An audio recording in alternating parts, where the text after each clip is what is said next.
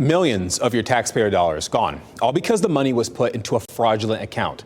WRAL has been looking into this and confirmed with State Treasurer Dale Folwell the NC Housing Finance Agency was scammed out of $2.7 million. According to a police report, this happened back in April.